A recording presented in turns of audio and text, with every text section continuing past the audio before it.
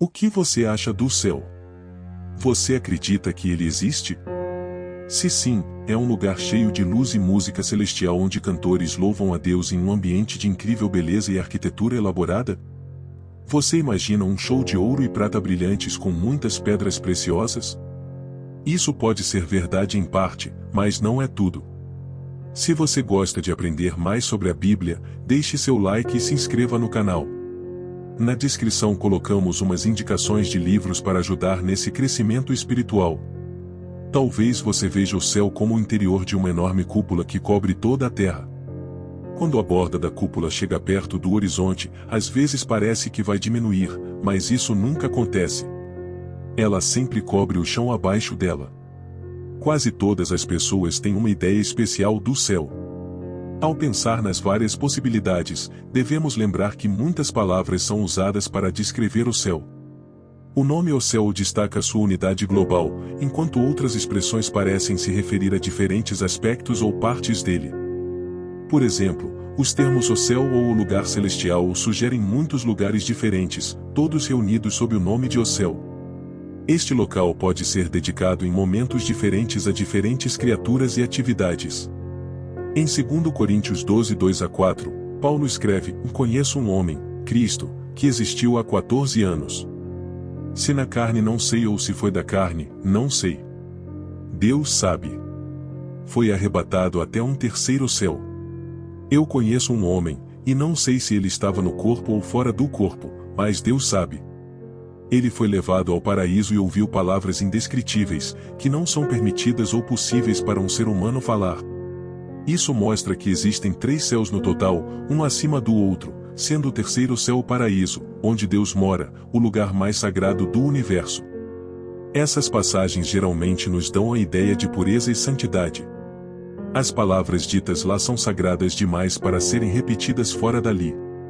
Paraíso é a palavra grega para jardim, representando o jardim de Deus no céu. O paraíso é o destino final de todos os pecadores que se arrependeram e viveram com fé. Na cruz, Jesus prometeu ao ladrão arrependido que os dois estariam juntos naquele dia no paraíso. E Jesus lhe disse: Em verdade te digo que hoje estarás comigo no paraíso. Lucas 23:43. Quase todos os habitantes da terra têm a influência do céu sobre eles. Nós com o reino é chamado de o metade do céu ou o meio do céu, até onde eu sei, descreve uma espécie de grande área na qual diferentes tipos de seres vêm e vão. Os versículos a seguir descrevem vários seres poderosos falando no céu.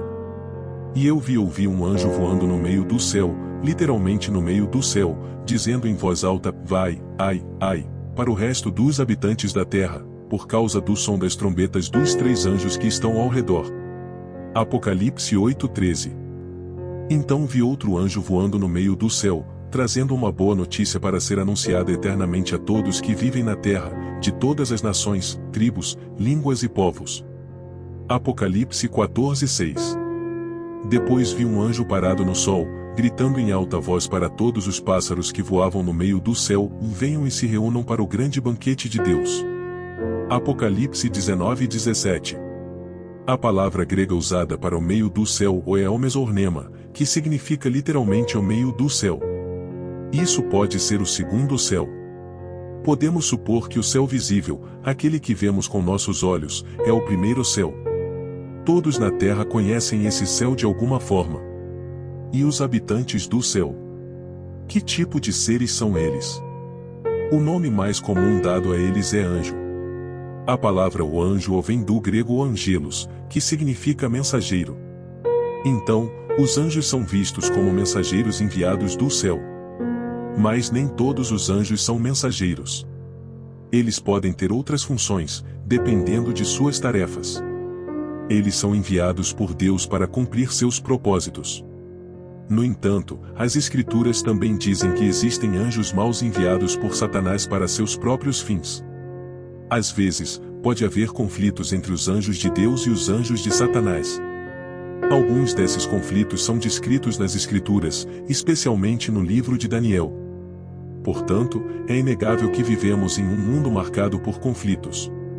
Além disso, essa luta não se limita apenas à terra, mas também é uma parte importante de tudo o que acontece no céu. Os anjos enviados por Deus têm três funções principais. Primeiro, como já mencionado, eles são mensageiros de Deus. Segundo, eles são enviados para proteger aqueles que estão em perigo, sendo frequentemente chamados de anjos da guarda. Mateus 18:10 diz: Cuidado, não desprezem nenhum destes pequenos, porque eu lhes digo que os anjos deles sempre veem a face de meu Pai que está nos céus.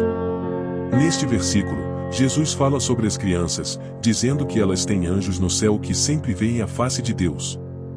Ou seja, os anjos direcionam o olhar atento de Deus para as crianças que podem estar vulneráveis. A terceira categoria inclui anjos guerreiros que lutam contra outros anjos. Muitos cristãos acreditam que o céu é um lugar de paz absoluta, harmonia, beleza e adoração. Isso pode ser verdade para o terceiro céu, mas não se aplica ao primeiro e ao segundo céu. Algumas passagens das Escrituras descrevem uma realidade diferente do que está acontecendo no segundo céu atualmente. Como mencionado anteriormente, às vezes há uma intensa batalha entre anjos opostos. Alguns são leais a Deus, enquanto outros servem a Satanás. Este é principalmente o domínio celestial onde esse conflito ocorre. É também onde Satanás lança acusações caluniosas contra os cristãos na terra que seguem o Senhor. Em Apocalipse 12:10, lemos: Então ouvi uma voz alta no céu proclamando: Agora veio a salvação e o poder. E o reino do nosso Deus e o poder do seu Cristo tem triunfado sobre nossos irmãos acusadores, que os acusavam diante do nosso Deus dia e noite. O anjo o descreve como aquele que acusa nossos irmãos perante o nosso Deus, dia e noite. Esta escritura continua a predizer que Satanás será expulso do céu. Mas até que isso aconteça, fica claro que ele ainda ocupa um lugar em algum ponto do céu e continua a encher o ar com acusações perigosas contra o povo de Deus. O próximo versículo alerta os habitantes da terra sobre o que esperar quando Satanás for finalmente expulso do céu para a terra. Portanto, alegrem-se, ó céus, e todos os que vivem neles. Ai da terra e do mar, pois o diabo desceu até vocês com grande ira, sabendo que tem pouco tempo. Apocalipse 12:12. Estes versículos predizem um tempo em que Satanás terá apenas um curto período, embora ainda não esteja cumprido. Claramente, esses eventos descritos ainda não ocorreram. Portanto, devemos ser realistas sobre as atividades atuais de Satanás. Muitos cristãos frequentemente afirmam que Satanás está confinado ao inferno, mas isso não é verdade. Existem dois príncipes demoníacos chamados Morte e Hades que governam no inferno, enquanto Satanás mesmo vagueia livremente pelo universo. Apocalipse 20:13 diz: O mar entregou os mortos que nele havia. E a morte e o Hades entregaram os mortos que neles estavam, e cada um foi julgado segundo as suas obras. Este evento é claramente descrito em João 6:7. Certo dia, os filhos de Deus vieram apresentar-se perante o Senhor, e o diabo também veio com eles. O Senhor perguntou a Satanás: De onde você vem? Satanás respondeu ao Senhor: De perambular pela terra e de percorrê-la de um lado ao outro. Muitos cristãos frequentemente afirmam que o diabo está confinado no inferno, mas isso não é verdade. A grande diferença entre a terra e o céu é que este mundo está corrompido pelo pecado, ao passo que o céu não está. O pecado humano permeia a terra, enquanto a glória de Deus preenche os céus. Deus, que é glorioso no céu, criou a terra e a entregou à humanidade para cuidar e desfrutar. No entanto, ao invés de obedecer às instruções de Deus para a vida terrena, Adão e Eva escolheram ouvir Satanás. A desobediência deles e a rebelião contra Deus os separaram da comunhão com Ele, e porque, por meio da desobediência de um só homem, muitos se tornaram pecadores. Romanos 5:19. Como resultado, a doença do pecado se espalhou. Deus olhou para a terra e viu que ela estava corrompida, pois todos os seres humanos haviam se corrompido. Gênesis 6:12. Isaías 24:5 e 6 diz: E a terra também se tornou corrupta por causa dos seus habitantes, que transgrediram as leis, mudaram os decretos, e quebraram a aliança eterna. A terra chora e se contorce por causa de sua contaminação pelo pecado. Como uma doença debilitante, o pecado destrói tudo o que toca. Ele corrompe e divide, mas os céus proclamam a glória do Senhor. Salmo 19:1. Isaías 66:1 nos diz que Deus é completamente santo e sem pecado, incapaz de tolerar o pecado e olhar para ele sem julgamento. A Bíblia afirma sobre Deus: teus olhos são puros, não podes contemplar o mal. Não podes tolerar a injustiça. Abacuque 1:13. Apesar disso, o amor de Deus é tão poderoso e grande que ele providenciou um caminho para remover a maldição do pecado, a culpa que mancha nossos corações e corrompe nosso mundo. Ele resolveu o problema do pecado na cruz, através do sacrifício de Cristo, que nos libertou da condenação do pecado. Cristo morreu em nosso lugar, assumindo o julgamento que merecíamos, para que pudéssemos nos apresentar diante de nosso Pai Celestial sem culpa. Jesus Cristo é o Salvador do mundo porque somente Ele pode reconciliar o céu e a terra. A Bíblia diz: porque, assim como pela desobediência de um só homem muitos foram feitos pecadores, assim também pela obediência de um muitos serão feitos justos. Romanos 5:19. É difícil reconhecer, mas nascemos pecadores, escolhemos pecar e praticamos o pecado. A boa notícia é que Deus providenciou um meio de salvação pela sua graça. Efésios 2:8 e 9 nos fala do maravilhoso presente de Deus para as pessoas neste mundo caído. A diferença entre o céu e a terra é que Jesus Cristo deixou a glória celestial e veio a este mundo, marcado pelo pecado, para tornar possível nossa salvação eterna. Isso faz toda a diferença para Deus, para o céu e para nós aqui na terra. Veremos muitas cenas gloriosas no céu, mas uma das mais poderosas será a visão do Salvador do mundo em sua glória.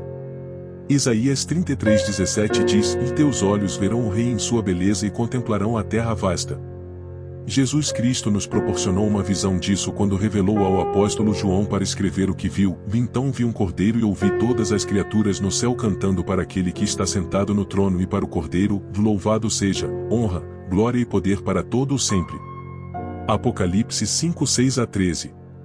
É natural para nós, como seres humanos, deixar nossa imaginação voar quando pensamos no céu. No entanto, Deus nos dá apenas um vislumbre de seu lar eterno por razões especiais. A linguagem humana é insuficiente para descrever tal glória. A glória das posses terrenas será ofuscada pela luz do sol celestial. João tentou expressar isso usando analogias, e seu brilho era semelhante ao de uma pedra preciosa, como jaspe, límpido como cristal. Apocalipse 21:11. E as ruas principais da cidade celestial eram de ouro puro, tão transparente quanto vidro. Apocalipse 21:21 descreve: as 12 portas eram 12 pérolas, cada uma feita de uma única pérola. E as ruas da cidade eram de ouro puro, como vidro transparente. Aqui na terra, nossas ruas são cobertas por cascalho e asfalto, e nossas janelas são de vidro. Mas João descreve ruas de ouro que são tão transparentes quanto vidro. Lembre-se de que no céu todas as coisas são novas, o que recebemos são apenas vislumbres do que está por vir. Para entender tal glória, precisaremos de uma transformação celestial. As coisas obscuras da terra se tornarão transparentes para sempre, algo que somente Ele conhece agora. Quando praticamos a paciência na espera, permitimos que a contemplação encha nossa alma com a glória celestial. Essa esperança sustentará nosso coração até o dia em que virmos claramente. Pedro encoraja aqueles cuja esperança está no céu, dizendo: vocês serão ricamente recebidos no reino eterno de nosso Senhor e Salvador, Jesus Cristo. 2 Pedro 1:11. No céu, veremos suas mãos marcadas pelos pregos, nos prostraremos diante dele e exclamaremos alegremente o louvor de seu glorioso nome. Este é o vislumbre do que nos espera. Se você crer que Jesus voltará, deixe seu amém nos comentários e siga o canal e ative o sininho para estar recebendo as notificações dos próximos vídeos. Até mais e que Deus te abençoe.